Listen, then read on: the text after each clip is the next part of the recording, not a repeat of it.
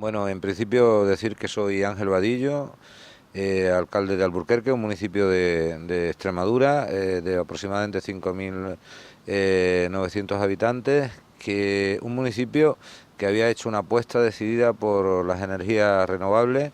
Teníamos una inversión prevista de en torno a 1.000 millones de euros en plantas termosolares, 250 megavatios, con una creación de empleo de 800 900 personas en la localidad, de empleo directo, y otro tanto de 500 o 600 indirectos, ¿no? Conforme iba llegando la crisis, se hacía pues más necesario que este sector apareciera como sector estructural, porque el resto de sectores en nuestra región se estaban cayendo y bueno, y a Extremadura va en caída libre en lo que a materia de empleo se refiere, ¿no? Es decir, tenemos unas cuotas altísimas de desempleo y va cayendo.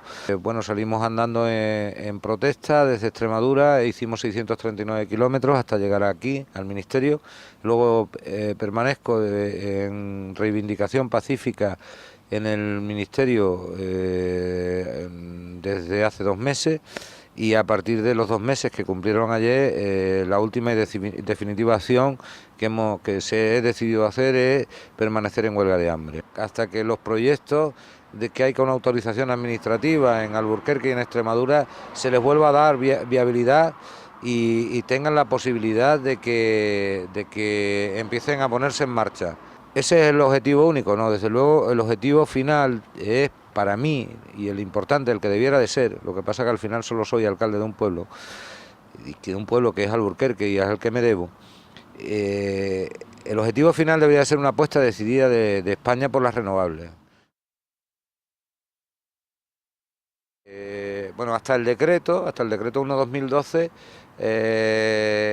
había un control sobre cómo se iban introduciendo las renovables en España, y se iba haciendo pues para llegar a los acuerdos, pues para que en 2020 hubiera un porcentaje. Tienen que tener un porcentaje cada país de la Comunidad Económica Europea, de número de producción de megavatios limpios a través de energías renovables.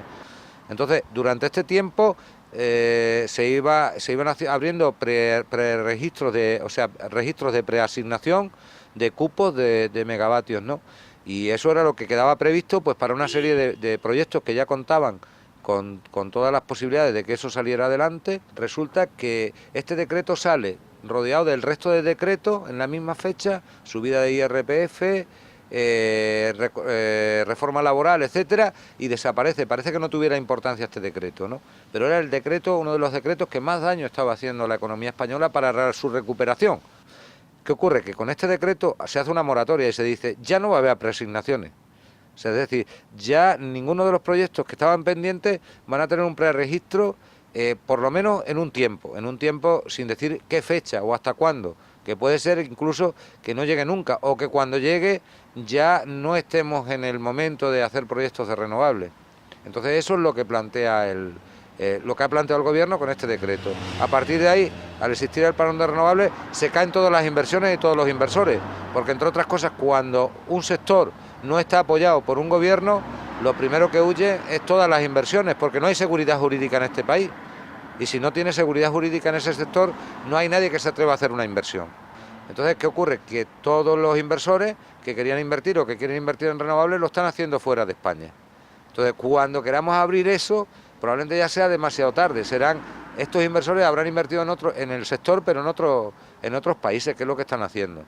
Y ese es el gran problema que tienen las renovables ahora. Y eso es lo que ha conseguido UNESA, que no haya seguridad jurídica en este país para invertir en renovables.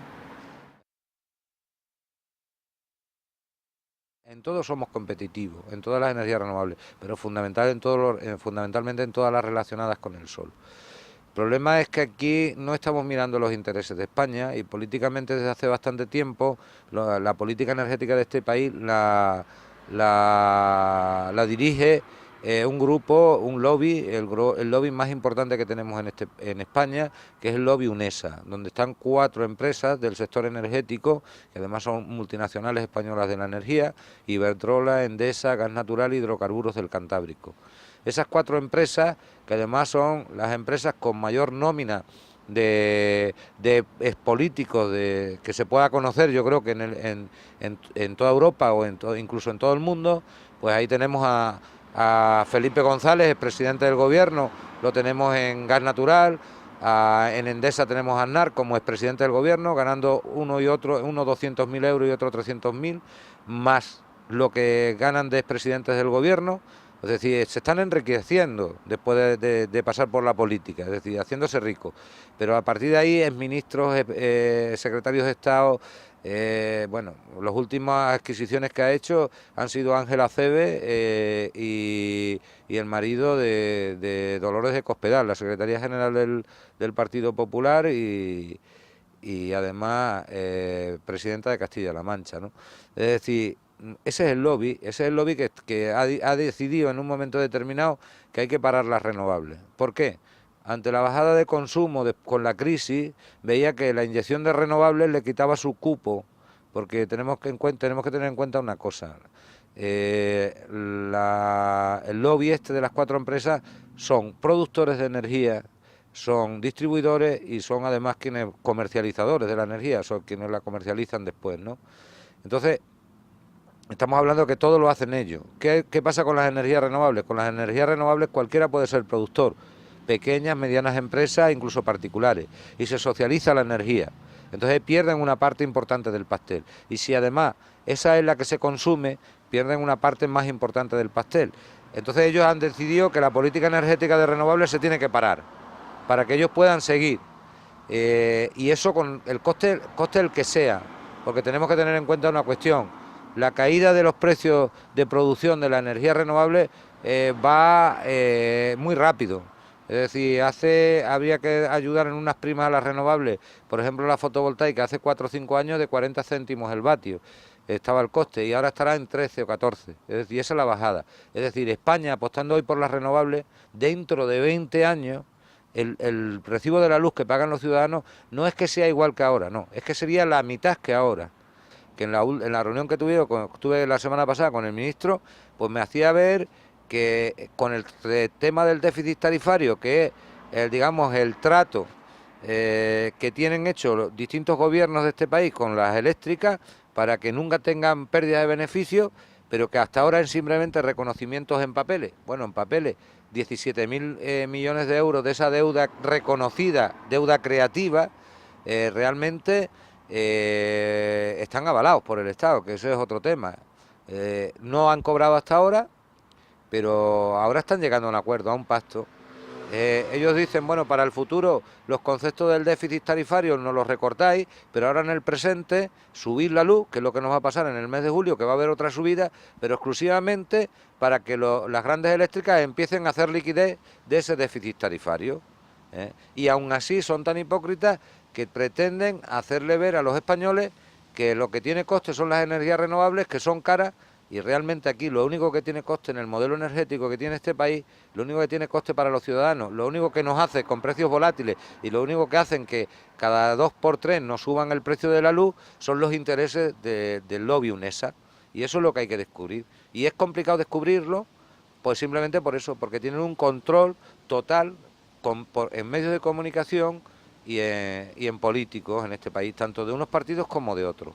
Los intereses con respecto a este grupo son tremendos, no solo políticos, como he dicho, de la cantidad de nóminas de políticos que tienen a su cargo o de personas allegadas a políticos actuales, sino que sobre todo también, a pesar incluso de que ahora mismo y en estas últimas semanas el propio comisario de Energía de la Comunidad Económica Europea, de Bruselas, la misma Bruselas que nos dice que hay que hacer recortes sociales, que hay que hacer recortes educativos, sanitarios y demás, inmediatamente España le hace caso y se pone en marcha a hacerlo, es el mismo que le ha dicho España que tienes un sector, que es el sector de las renovables, que es el único con el que puedes salir de la crisis como inversión, que es el único que tienes, con el único que puedes crear empleo, y no lo estás haciendo, y encima sacas un decreto de moratoria, y sin embargo el gobierno y el ministro se enrocan y no hacen caso a esas peticiones de Bruselas, sin embargo las otras las hacen con mucha facilidad, pero aún así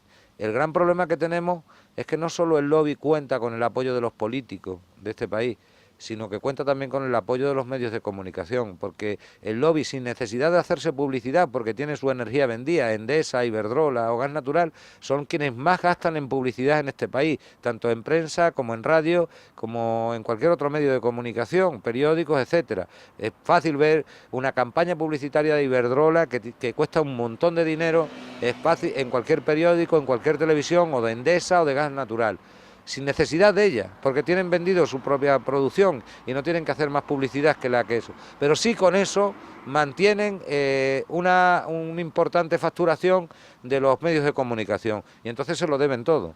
Entonces, para mí, en estos momentos hay una gran traición a los intereses de este país por parte del control que tienen excesivo el cacique, el gran cacique de este país, a pesar de lo que pensamos ahora, que son las entidades bancarias, que también lo han sido. El gran cacique de este país se llama UNESA y son las energías.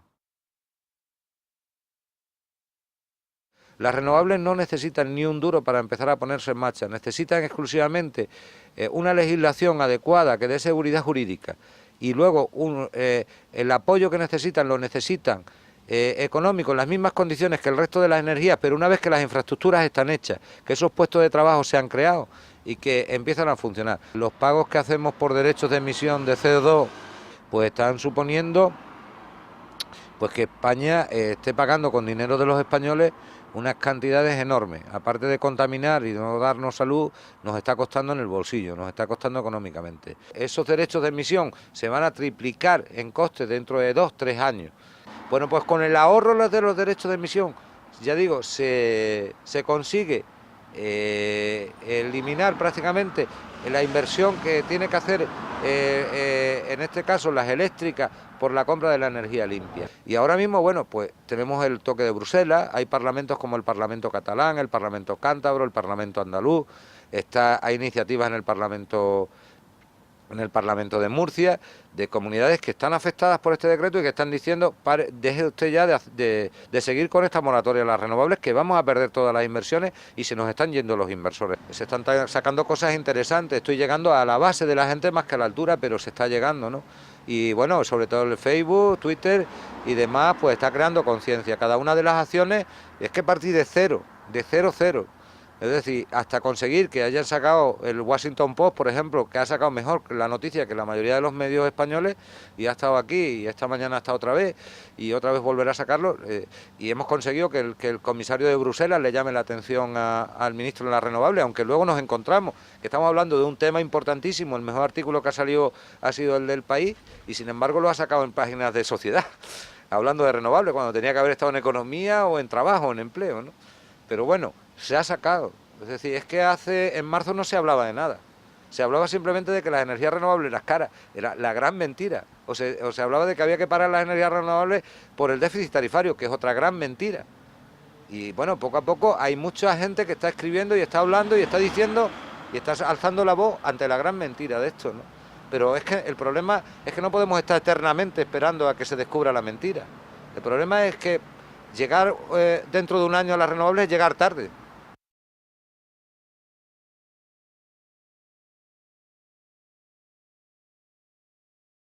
De en torno a 1.000 millones de euros en plantas termosolares, 250 megavatios, con una creación de empleo de 800, 900 personas en la localidad, de empleo directo, y otro tanto de 500 o 600 indirectos, ¿no? Soy Ángel Vadillo, alcalde de Alburquerque, un municipio de Extremadura, de aproximadamente 5.900 habitantes, un municipio que había hecho una apuesta decidida por las energías renovables.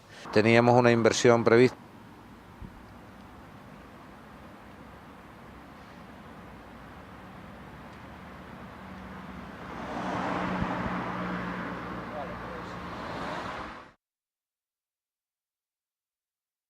Bueno, en principio decir que